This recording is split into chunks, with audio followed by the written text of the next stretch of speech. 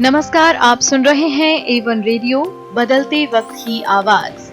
A1 radio में हम आपके लिए लेकर आए हैं देश भर की कुछ खास खबरें। शुरुआत करेंगे सुर्खियों के साथ। पुलवामा हमले में शहीद मेजर विभूति शंकर की पत्नी निकिता भारतीय सेना में हुई शामिल। एनडीए के 140वें बैच की पासिंग आउट परेड संपन्न। नौसेना प्रमुख करमबीर सिंह रिव्यू ऑफिसर के रूप में रहे मौजूद। एस जयशंकर से मुलाकात के बाद बोले एंटनी ब्लिंकन, कोविड संकट के दौरान मिली भारतीय मदद को अमेरिका कभी नहीं भूलेगा। बंगाल के मुख्य सचिव पर केंद्र की कार्रवाई। पीएम मोदी की समीक्षा बैठक में देर से पहुंचे थे, हुआ तबादला। धुंधली हुई भारत की आस, अदालती सुनवाई पूरी होने तक डोमिनिका में ही रहेगा भगोड़ा मेहुल चौकसी। पुलवामा आतंकी हमले में शहीद मेजर विभूति शंकर डोडियाल की पत्नी निकिता आज भारतीय सेना में शामिल हुई। बाकायदा परीक्षा पास कर और ट्रेनिंग कर निकिता कौल भारतीय सेना में लेफ्टिनेंट बनी हैं। नेशनल डिफेंस एकेडमी के 140वें बैच की पासिंग आउट परेड हुई। पासिंग आउट परेड के मौके पर नौसेना प्रमुख admiral Karambir Singh review officer और मुख्य अतिथि के रूप में मौजूद रहे। इससे पहले 140वें बैच का दीक्षांत समारोह शुक्रवार को आयोजित किया गया। दीक्षांत समारोह में चीफ गेस्ट सिक्किम विश्वविद्यालय के चांसलर लेफ्टिनेंट जनरल डीबी शेकातवार उपस्थित रहे। कुल 215 कैडेट्स को जवाहरलाल नेहरू विश्वविद्यालय की डिग्री प्रदान की गई, जिसमें साइंस स्ट्रीम के 48 कैडेट, कंप्यूटर साइंस के 93 और आर्ट के 74 कैडेट शामिल थे। डिग्री लेने वालों में पड़ोसी मित्र देशों के 18 कैडेट शामिल रहे। भारत के विदेश मंत्री एस जयशंकर ने शुक्रवार को अपने अमेरिकी समकक्ष एंटनी ब्लिंकन से मुलाकात की। दोनों के बीच कई मुद्दों पर विस्तृत बातचीत हुई। जयशंकर ने कोविड-19 महामारी से मुकाबले में मुश्किल समय में भारत का साथ देना और एकजुटता दिखाने के लिए बाइडेन प्रशासन को धन्यवाद दिया।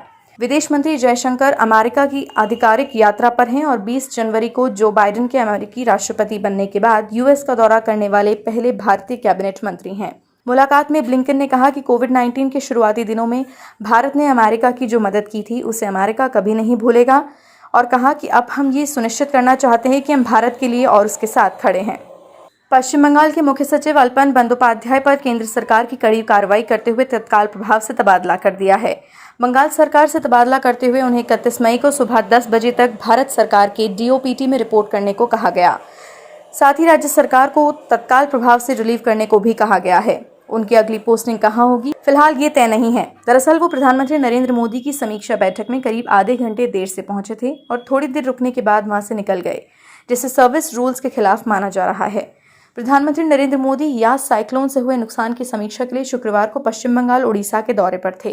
इस दौरान उन्होंने उड़ीसा और पश्चिम बंगाल के कई इलाकों का हवाई सर्वे किया। पूर्व निर्धारित कार्यक्रम के अनुसार प्रधानमंत्री नरेंद्र मोदी के दोनों राज्यों के मुख्यमंत्रियों समेत राज्यों के मुख्य सचिव और अन्य वरिष्ठ अधिकारियों के साथ समीक्षा बैठक करनी थी।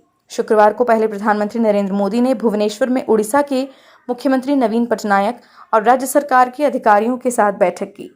कैरेबियाई देश डोमिनिका में पकड़े गए आर्थिक अपराध के भगौड़े मेहुल चौकसी को हासिल करने की भारत की आस अब धुंधली होने लगी है। डोमिनिका की अदालत ने चौकसी की याचिका को स्वीकार करते हुए सुनवाई पूरी होने तक उसे देश में ही रखने का आदेश दिया। साथ ही उसे अपने वकीलों से मिलने की इजाजत देते हुए कोविड टेस्ट कराकर क्वारंटीन रखे जाने को भी कहा है। इस मामले पर अगली सुनवाई के लिए अदालत ने 2 जून 2021 की तारीख मुकर्रर की है। 28 मई की सुबह बंद चैम्बर में हुई सुनवाई में डोमिनिका स्थित कैरेबियाई हाईकोर्ट ने मेहुल चौकसी को कोविड टेस्ट और उपचार के लिए डोमिनिका चाइना अस्पताल ले जाने की मंजूरी दी। साथ ही कोविड टेस्ट का नतीजा आने तक मेहुल को सरकार और बचाव पक्ष की आपसी सहमति से सुरक्षित स्थान पर रखा जाएगा।